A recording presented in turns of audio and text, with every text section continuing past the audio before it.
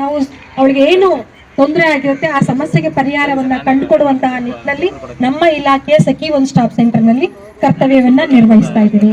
ಹಾಗೇನೆ ಅದಕ್ಕೆ ಒಂದು ಉಚಿತ ದೂರವಾಣಿ ಸಂಖ್ಯೆ ಇದೆ 181. ಯಾವುದೇ ಮಹಿಳೆ ಏನೇ ತೊಂದರೆಗೆ ಒಳಗಾಗಿದ್ರೆ 181 ಅಥವಾ 112 ಪೊಲೀಸ್ ಇಲಾಖೆಗೆ ಮಾಹಿತಿಯನ್ನ ಕೊಡುವಂಥದ್ದು. ಹಾಗೆ ಈಗ ಹೊಸದಾಗಿ ಒಂದು ಅಕ್ಕ ಪಡೆ ಅಂತ ಒಂದು ಯೋಜನೆಯನ್ನ ಜಾರಿ ಮಾಡಿದ್ದಾರೆ.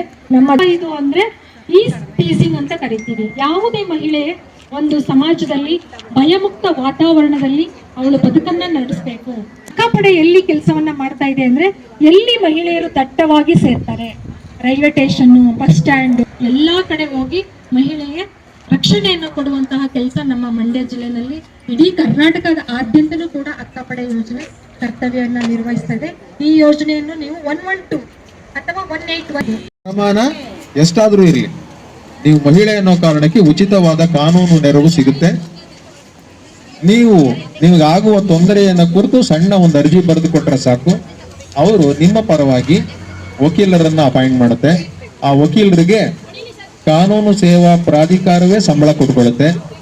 ಹಾಗಾಗಿ ಮಹಿಳೆಯರು, ದಲಿತರು, ಆಮೇಲೆ ವಯಸ್ಸಾದವರು, ಆರ್ಥಿಕವಾಗಿ ತುಂಬಾನೇ ಹಿಂದುಳಿದವರು, ಸೈನಿಕರು, ಇವರೆಲ್ಲರೂ ಕೂಡ ಉಚಿತ ಕಾನೂನು ನೆರವನ್ನ ಪಡೆದುಕೊಳ್ಳೋದಕ್ಕೆ ಅರ್ಹರು. ಬೇರೆ ಬೇರೆ ಯೋಜನೆಗಳು ನಿಮ್ಗಿದೆ. ಇವತ್ತು ಯಾಕೆ ಗ್ರಾಮ ಸಭೆಗೆ ಇಷ್ಟು ಜನ ಸಂಪನ್ಮೂಲ ವ್ಯಕ್ತಿ ಕಳಿಸಿದ್ದಾರೆ ಅಂದ್ರೆ ಒಬ್ಬೊಬ್ಬರ ಹತ್ರನೂ ಒಂದೊಂದು ವಿಷಯ ಇರುತ್ತೆ, ತಿಳ್ಕೊಳ್ಳಿ, ಬೆಳೀರಿ ಅಂತ ಹೇಳಿ.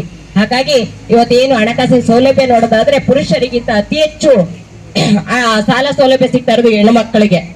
ಇಲ್ಲಿ ನಡೆಯುವಂತಹ ಮಹಿಳಾ ಗ್ರಾಮ ಸಭೆ ಅಂದ್ರೆ ನಮ್ಮ ವಿಧಾನಸೌಧದಲ್ಲಿ ನಡೆಯುವಂತಹ ಸಭೆಗೆ ಸಮಾನ ಅಲ್ವಾ?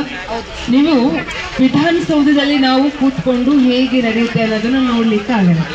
ಆದರೆ ನಮ್ಮ ಪಂಚಾಯತಿ, ನಮ್ಮ ಗ್ರಾಮ ಸಭೆಯಲ್ಲಿ ನಾವು ಎಲ್ಲವನ್ನ ಪ್ರಶ್ನಿಸುವ ಹಕ್ಕು ಮತ್ತೆ ಎಲ್ಲವನ್ನ ಕೇಳೋ ಜೊತೆಗೆ ಅದರಲ್ಲಿ ಭಾಗವಹಿಸುವಿಕೆಯನ್ನ ನಾವು ಪಡ್ಕೊಂಡಿರ್ತೀವಿ. ಅಂತಹ ಒಂದು ಗ್ರಾಮ ಪಂಚಾಯಿತಿಯ ಸಭೆಗೆ ನಾವೆಲ್ಲ ಎಷ್ಟು ಶಿಸ್ತುಬದ್ಧವಾಗಿ ಹೇಗಿರಬೇಕು ಅಂತ, ಜೊತೆಗೆ ತುಂಬ ಚೆನ್ನಾಗಿ ಕೆಲವು ಪ್ರಶ್ನೆಗಳು ಮಾಡ್ತಾ ಇದ್ವಿ. ಅವರು ಪ್ರಶ್ನಿಸುವ ಹಕ್ಕಿದ್ದಾಗ ಮಾತ್ರ ಎಲ್ಲವನ್ನ ಪಡ್ಕೊಳ್ಳಿಕ್ಕೆ ಸಾಧ್ಯ ಆಗುತ್ತೆ. ಸ್ಕೀಮ್ಸ್ ಇದಾವೆ ಅಂತ ಅಂದ್ಬಿಟ್ಟು ನಾನು ಇನ್ನೊಂದ್ಸರಿ ನಿಮ್ಗೆ ಹೇಳ್ಬಿಡ್ತೀನಿ. ಮೊದಲನೇದಾಗಿ ಕಂದಾಯ ಪಾವತಿ ಮಾಡೋದು, ಎಲ್ಲಾ ಯಾರ್ಯಾರ ಭೂಮಿ ಇದೆ ಅವರೆಲ್ಲರಿಗೂ ಕಂದಾಯ ಪಾವತಿ ಮಾಡೋದು ಕಂಪಲ್ಸರಿ. ಆದ್ರೆ ನಮ್ಮ ಬೂದೂರು ಏನ್ ಗ್ರಾಮ ಪಂಚಾಯತಿ ವ್ಯಾಪ್ತಿಲಿದ್ದಾವೆ ಕಂದಾಯ ಪಾವತಿ ತೀರಾ ಕಮ್ಮಿ ಇದೆ. ಆದಷ್ಟು ಎಲ್ಲಾರು ನಿಮ್ಮ ಭೂಮಿಗೆ ನೀವು ಕಂದಾಯ ಪಾವತಿ ಮಾಡಬೇಕಾಗುತ್ತೆ. ಎರಡನೇದು ಪಿಂಚಣಿ ಸೌಲಭ್ಯಗಳು. ಯಾರ್ಯಾರು 60 ವರ್ಷ ಮೇಲ್ಪಟ್ಟವರಾಗಿರ್ಬೋದು ಅಥವಾ ವಿಧವಾ ವೇತನ ಪಡಿಬೇಕಂತ ಇದ್ದವರು ಹಾಗೂ ಅಂಗವಿಕಲತೆ ಹೊಂದಿರುವಂತವರು ಎಲ್ಲಾರು ನಾನು ಬಂದಾಗಿಂದ ಮೋಸ್ಟ್ ಆಫ್ ದಮ್ ಎಲ್ಲ ತಗೊಂತಾ ಇದಾರೆ ಪೆನ್ಷನ್. ಮೋರ್ ಓವರ್ ಯಾರಿಗೆ ಪೆನ್ಷನ್ ಬರ್ತಾ ಇಲ್ಲ ಅನ್ನೋರು ನನ್ನ ಕಾಂಟ್ಯಾಕ್ಟ್ ಮಾಡಿದ್ರೆ ನಾನು ನೆಕ್ಸ್ಟ್ ಪೆನ್ಷನ್ ಬರೋ ಹೋಗಿ ನಾನು ಮಾಡಿಸ್ಕೊಡ್ತೀನಿ.